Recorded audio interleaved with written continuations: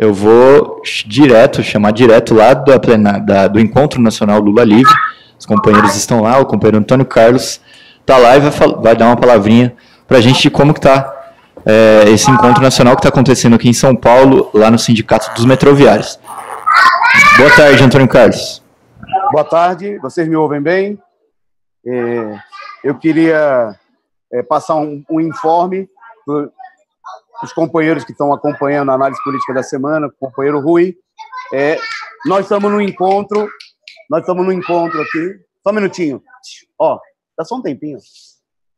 Nós estamos aqui no primeiro encontro nacional depois das eleições.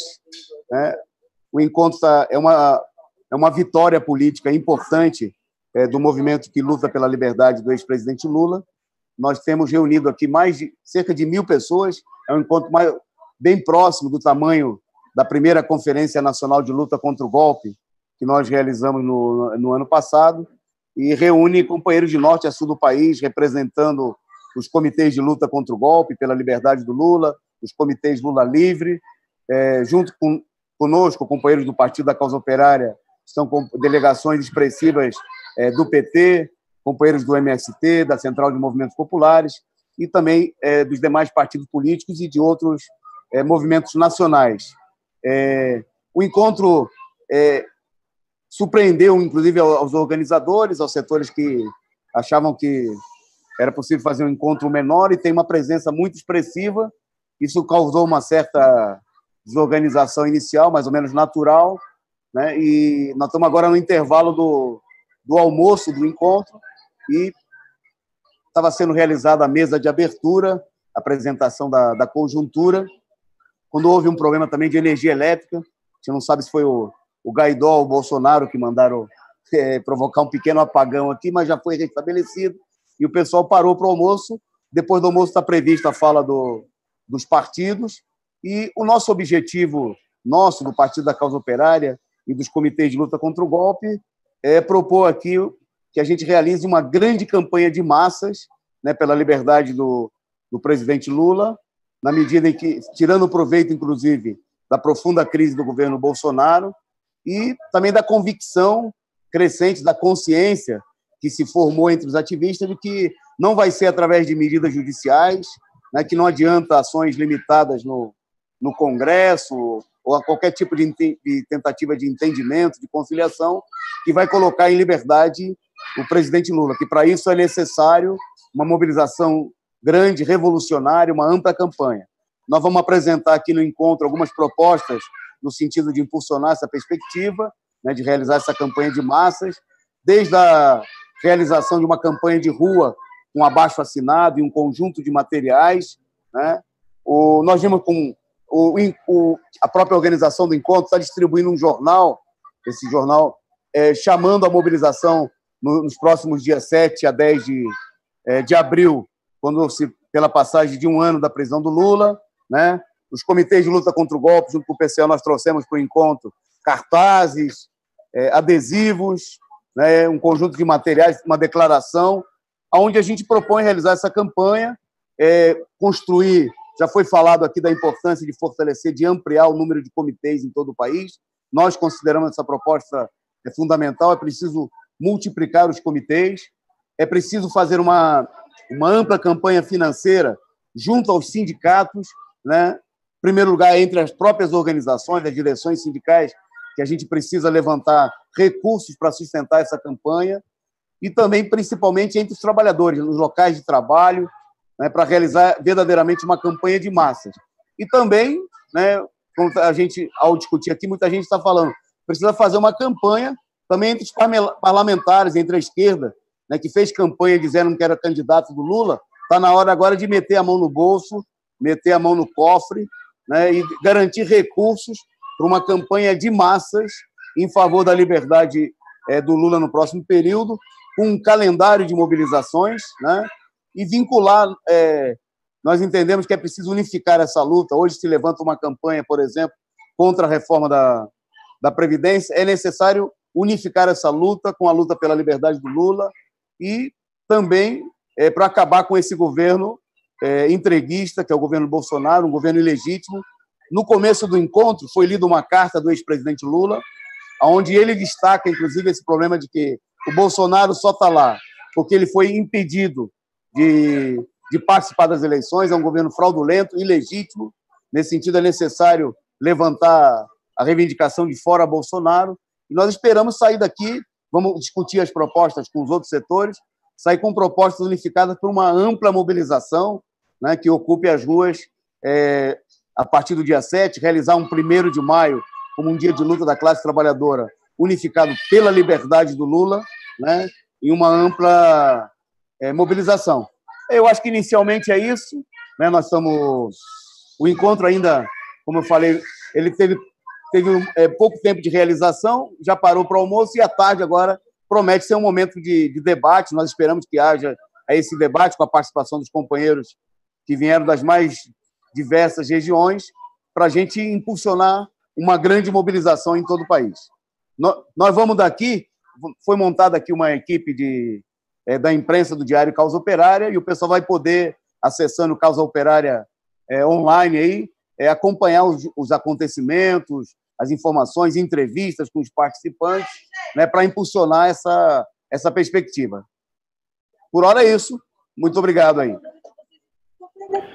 Obrigado, Antônio Carlos, e mande notícias para a gente, então, como ele falou, no Diário Causa Operária, que basta você entrar em causaoperaria.org.br, né, que é o nosso DCO, você vai acompanhar as notícias da plenária do Encontro Nacional Lula Livre de hoje, e amanhã a repercussão também, as análises de tudo que aconteceu nesse encontro.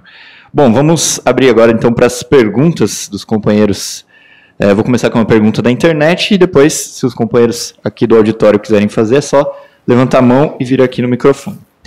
Pergunta do companheiro Rogério Maestre, e eu aproveito para agradecer o superchat dele.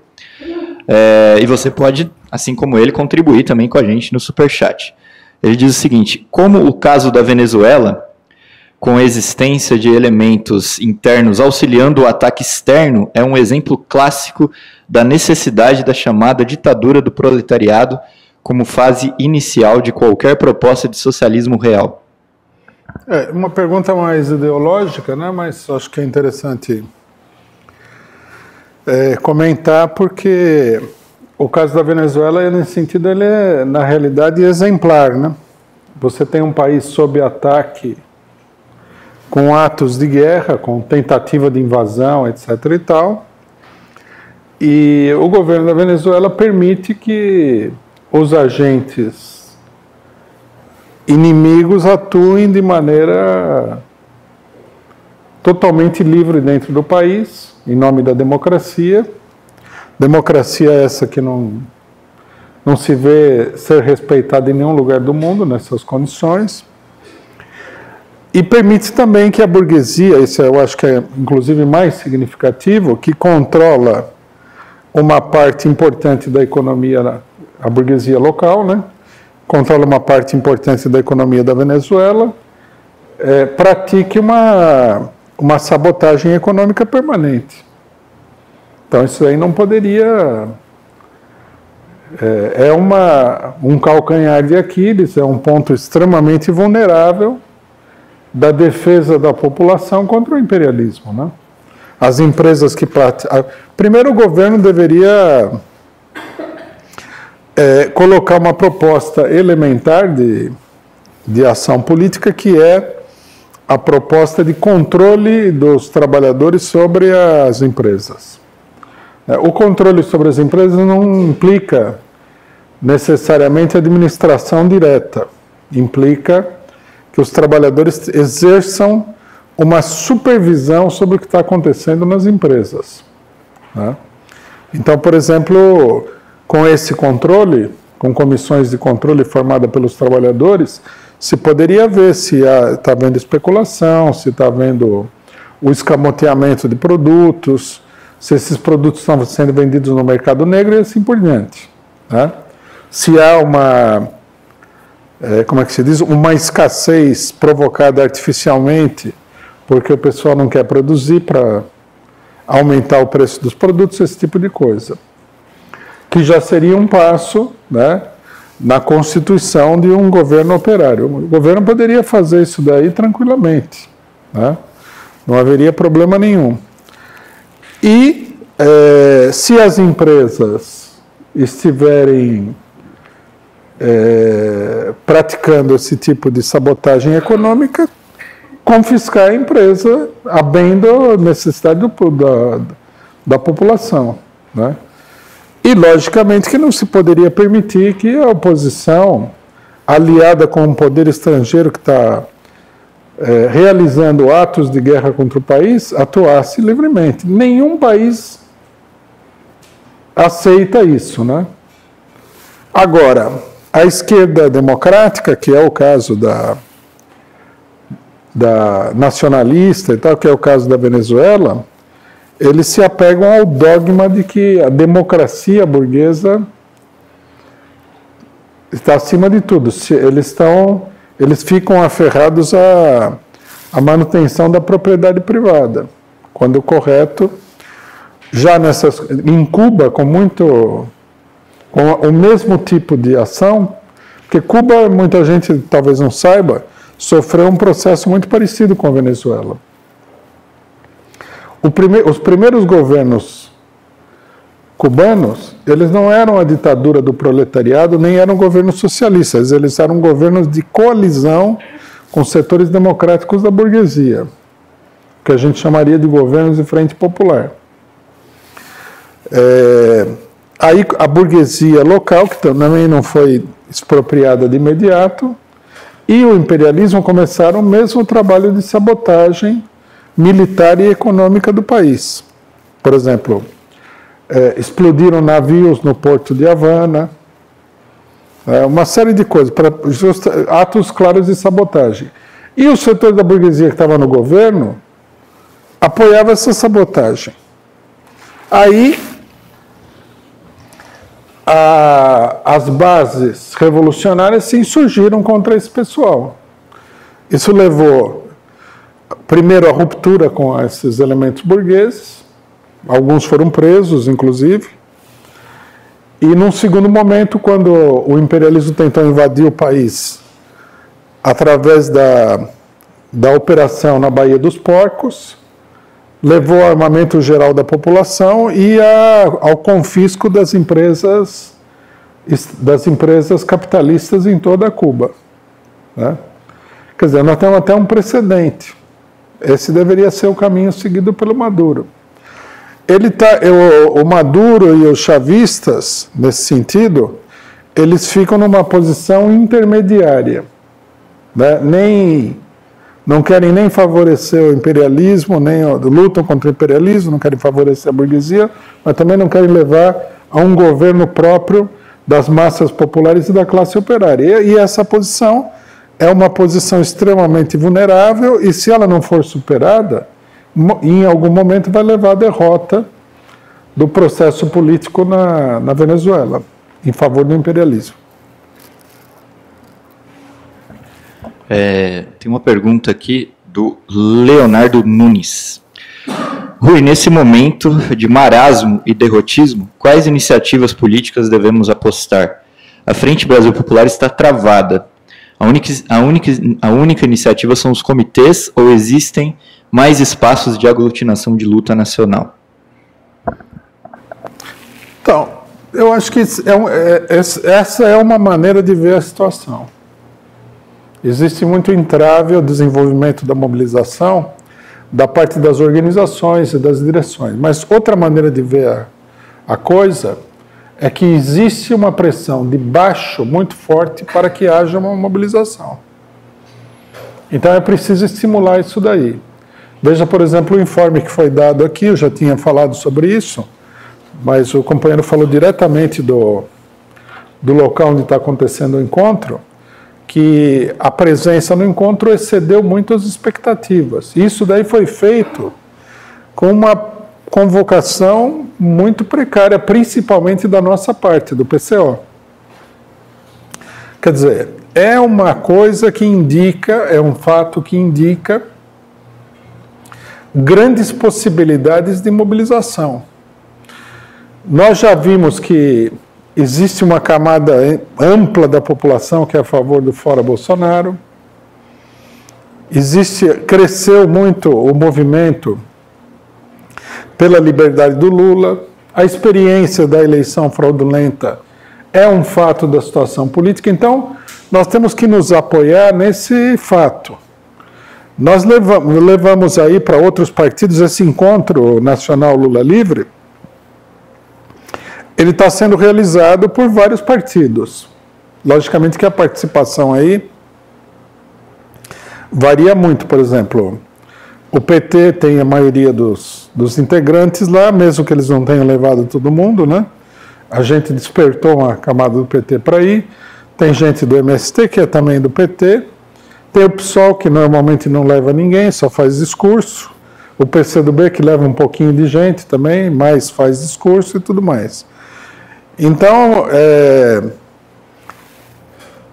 essa iniciativa do encontro, por mais limitada que seja, ela dá margem à mobilização. Se o pessoal, né, nós estamos levando propostas e tudo mais, se o pessoal não for levar adiante essas propostas, nós vamos levar adiante as propostas que nós estamos fazendo lá.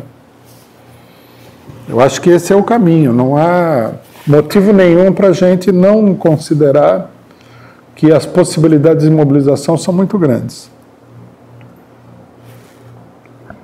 Bom, agradecer o superchat do Samuel Bertolini.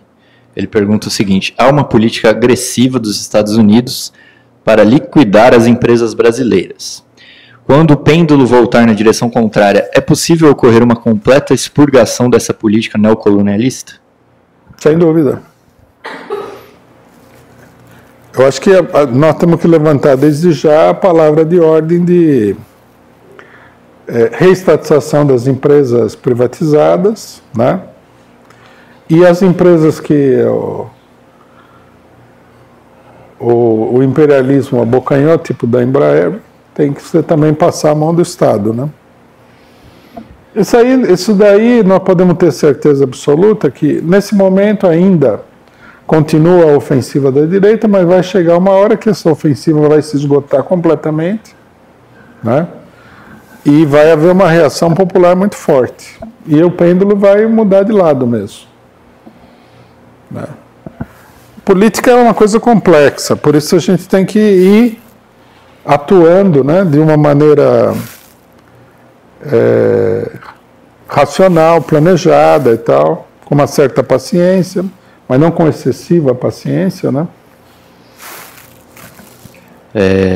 Agradecer o superchat da Iracema Ana Neri, e do Weisheimer e do Guilherme Ferraz, que pergunta, uma pergunta parecida com a outra: o que explica o imobilismo das lideranças sindicais e partidárias da esquerda? Bom, aqui tem uma coisa, a gente já falou várias vezes, mas sobre isso, né? Uma coisa que a gente deve sempre lembrar é o seguinte: essas organizações sindicais e tudo, elas têm uma tendência natural à paralisia, né? Elas sofrem uma pressão imensa do Estado capitalista e da burguesia. A burguesia, por exemplo, ela não fica observando lá o sindicato, ela vai atrás dos sindicalistas, procura aliciar os sindicalistas, procura envolver os sindicalistas em determinados processos aí, que tudo isso daí acaba levando à paralisia. Aí tem a lei, tem isso, tem aquilo, tem aquele outro, né? Considerando que essas direções também não são muito iluminadas politicamente, acaba tudo numa paralisia. Normalmente, o que rompe essa paralisia não são as direções, são as bases sindicais. A construção da CUT e a incorporação de vários sindicatos à CUT foi um processo, em grande medida, de base. Se não houvesse esse processo, não teria acontecido. Então, as direções são necessárias, mas não vamos também, né, depositar muita coisa nas mãos dessas direções, porque o pessoal vai ficar totalmente desapontado, né, desiludido. Eu acho que o que é necessário para sacudir esse mofo que tem na totalidade quase dos sindicatos é a mobilização dos próprios trabalhadores. É isso que dá vida às organizações sindicais. Por isso que uma proposta nossa, o que é? Ir levar a campanha Lula Livre aos próprios trabalhadores, né? Agradecer também aqui a Adonise Meirelles, que pergunta: a Venezuela conseguirá escapar dos predadores imperialistas? Pode escapar, né? Tá aí a Cuba, que é país praticamente vizinho da Venezuela, que tem resistido ao imperialismo desde 1961, desde 1959, se quiser. Agradecer o superchat da Maria Ângela Abduch. Liberdade para Lula, salve PCO, é meu partido político. Lucas Proti também agradecer. Ele pergunta: seria possível o imperialismo estar preparando a volta da chamada família real de Orleans e Bragança após uma militarização total do país? Tudo é possível. Isso caso a oposição e os coxinhos não acordarem. Tudo é possível, tanto que eles estão aí fazendo propaganda, né? Se vai acontecer ou não, não dá para saber, mas que eles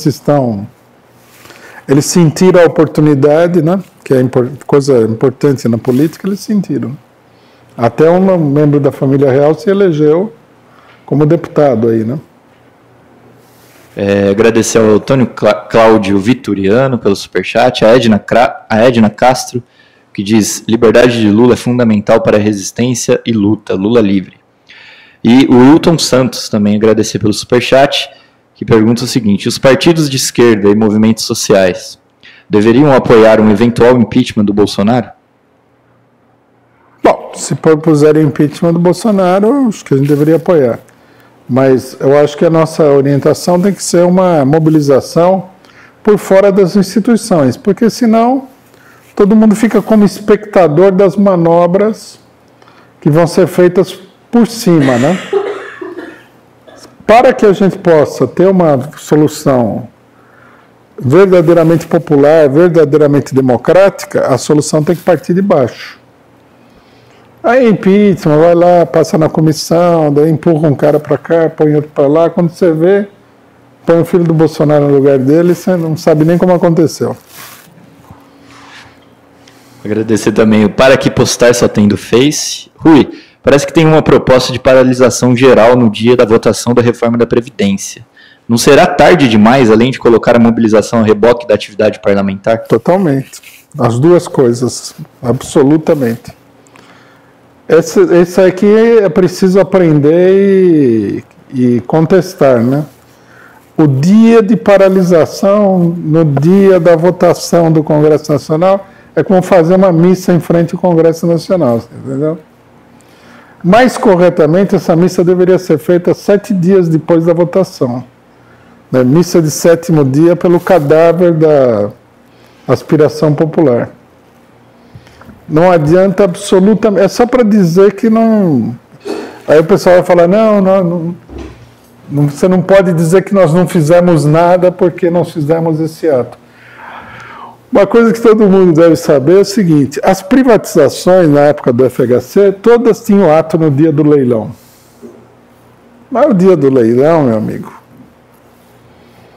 já é assim uma espécie de dia de enterro da empresa estatal. Era só para ajudar a carregar o caixão, você entendeu? Aí no dia do leilão tinha cara que quebrava vidro, não sei o quê. Lógico que era inútil e besta. E até certo ponto era uma fraude, né?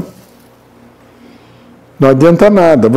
Para você derrotar uma política, você precisa ter todo um plano de luta, né? Um dia de greve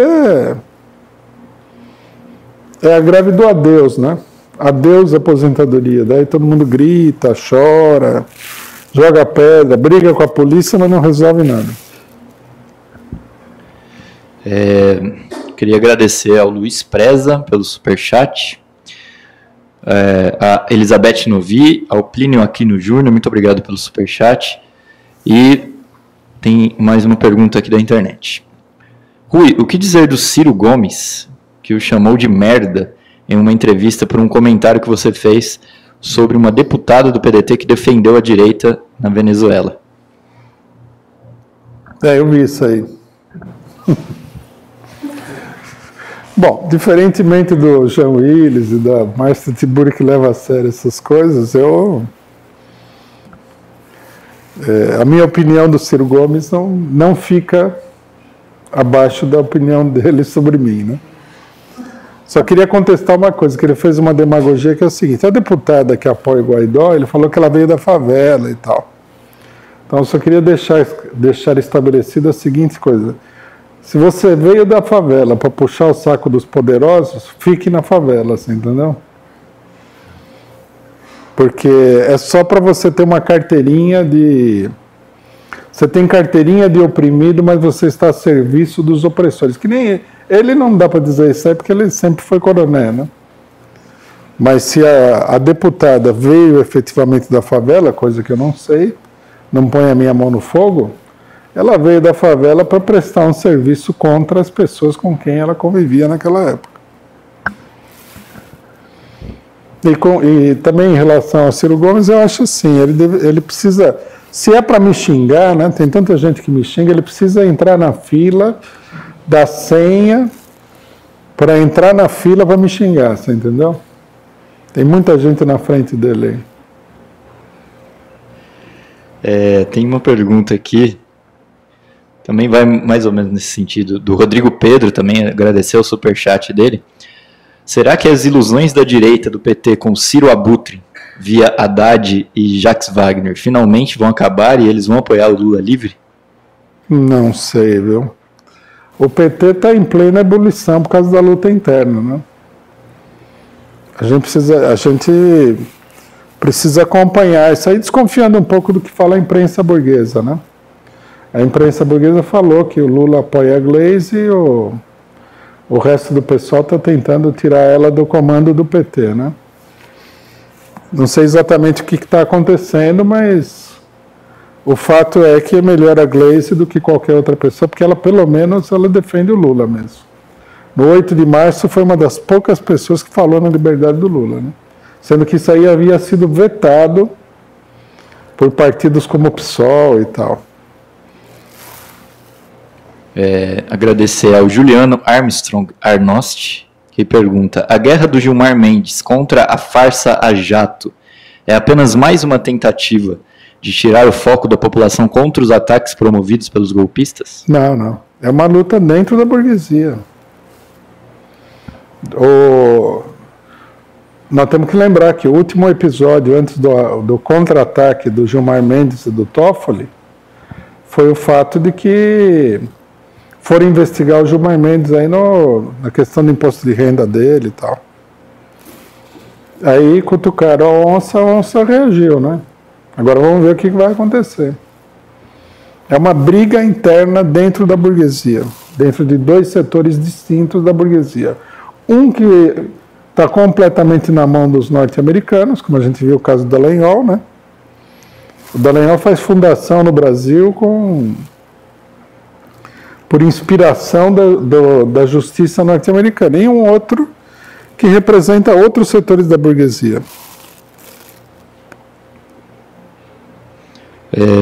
Queria fazer duas perguntas que são relacionadas. Primeiro, agradecer a Maria Luísa Silva Teles, que pergunta o seguinte: essas armas automáticas que foram encontradas, elas significam que os milicianos estão formando um exército? O governo pode cair atirando? E tem outra que é a seguinte: os fuzis de última geração usados pelos marines norte-americanos, encontrados na casa de um dos amigos, um dos acusados no assassinato da Marielle, indica que a formação de milícias fascistas são financiadas pelo imperialismo? Bom, as milícias, elas estão, logicamente, que com a cobertura de setores do próprio aparato de repressão, dos políticos de direita e tudo mais, elas vão ganhando espaço, principalmente no Rio de Janeiro, né? Se o negócio dos rifles, se isso daí foi efetivamente, veio diretamente dos norte-americanos ou não, é difícil de saber, porque O problema é o seguinte, as milícias são armadas, sobretudo, com armas do próprio aparato de repressão. Isso aí já apareceu várias vezes, né? É muito comum, não só no Brasil, mas em muitos países, os elementos das Forças Armadas, das forças policiais, venderem as armas dessas instituições para outras pessoas. Os milicianos, todo mundo sabe que tem uma ligação íntima com a polícia. E a polícia tem uma ligação direta com as Forças Armadas. Por isso que também é grave a denúncia, porque a denúncia está na cara está batendo na janela do Bolsonaro, né? Agora, com certeza tem muita gente graúda nesse negócio das milícias aí. Isso aí ficou evidente. Se os rifles vieram dos Estados Unidos ou não, é uma questão para ser pensada, né? Me parece... Sim, se a ideia é que os norte-americanos estão armando gente em todo o país, não dá essa impressão, né? E se eles estivessem armando alguém, eles estariam armando as Forças Armadas em primeiro lugar. Me parece que é mais uma operação clandestina, impulsionada, lógico, por organizações dentro do Brasil, e é um perigo. Essas milícias têm um caráter fascista, etc. e tal. Agora, para você conseguir também armas, não é uma coisa tão difícil, né? Um problema da campanha da esquerda do desarmamento é que quem quiser se armar, vai se armar. Basta que você tenha recursos para se armar, né? Vendem armas no Brasil em tudo quanto é lugar. Clandestinas, legais, ilegais. Só o pessoal que vive meio fora do mundo real que não sabe disso daí, né? Porque se não fosse assim, como é que as milícias, como é que se armariam? Porque essas armas são todas ilegais. Os traficantes, como é que se armariam? Eles têm armas, inclusive, de um certo poder de fogo. E está cheio de gente armada aí, né? Só a esquerda que quer se desarmar, né? E fica apregoando aí a balela, que é uma enganação, de que o país vai ser desarmado, tem que ser desarmado. Na verdade, se desarma a esquerda, o cidadão comum, e o resto está tudo armado até os dentes. A hora que começarem a atirar é que vai ser problema, né? Bom, o cara não vai nem reagir, ele vai ser alvo, né? Agradecer também a Cris Butner pelo superchat, que diz: parabéns, PCO, obrigado, Rui Costa Pimenta.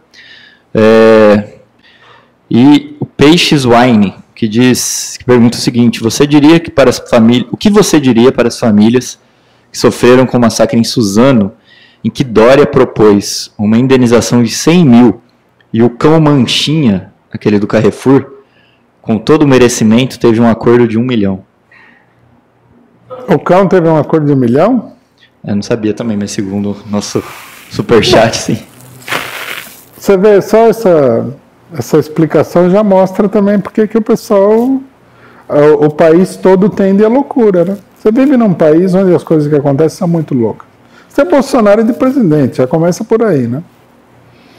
O país foi vítima de uma fraude descarada, nojenta, e uma boa parte da direita, lógico, dos jornais não vou nem falar, né?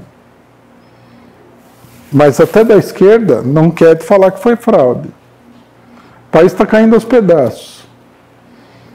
O pessoal não tem perspectiva nenhuma. Tem 15 milhões de desempregados.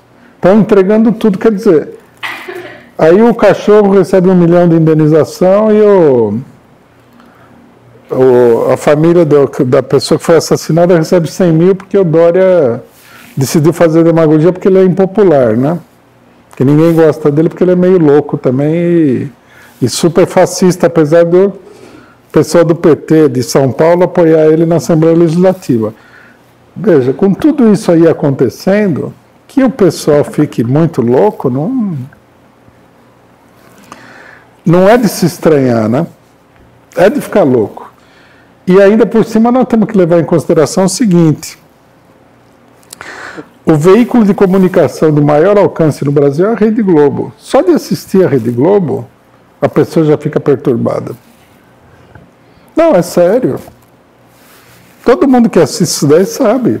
Que se você é politicamente consciente, você fica perturbado pelo cinismo, pela campanha podre que eles fazem o tempo todo.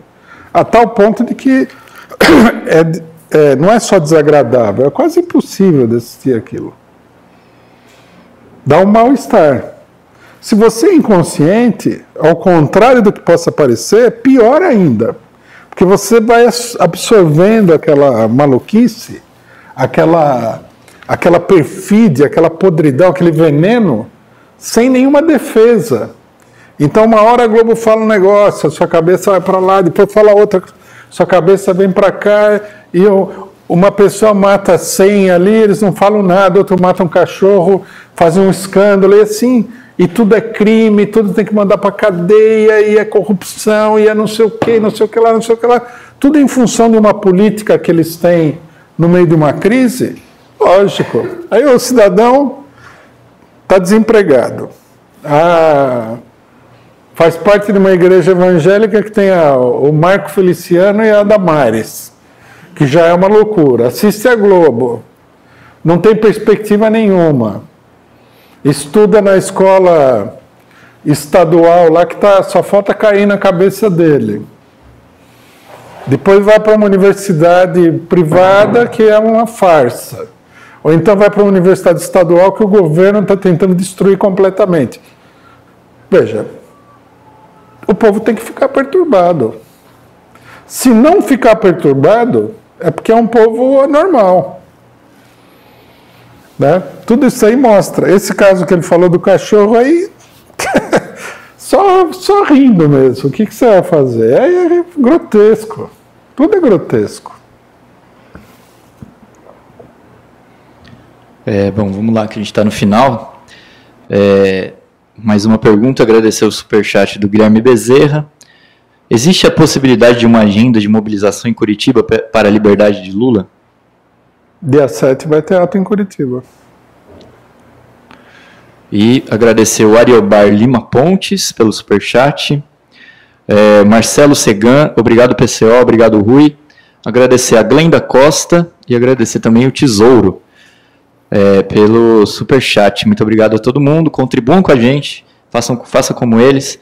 Contribuam no superchat, na vaquinha que está na descrição do vídeo ou com a assinatura solidária da Causa Operária TV. E, como nosso tempo está acabando, eu vou para a última pergunta. Do Atos Gomes. Na verdade é um comentário. Rui, precisamos ficar atentos com as histórias de atentado, as conversas que andam rolando de espionagem como prevenção. Isso poderia ser usado contra a esquerda, com certeza. Com certeza. Tudo que falaram sobre o atentado, tudo que eu ouvi, é contra a esquerda. Inclusive o que a esquerda falou.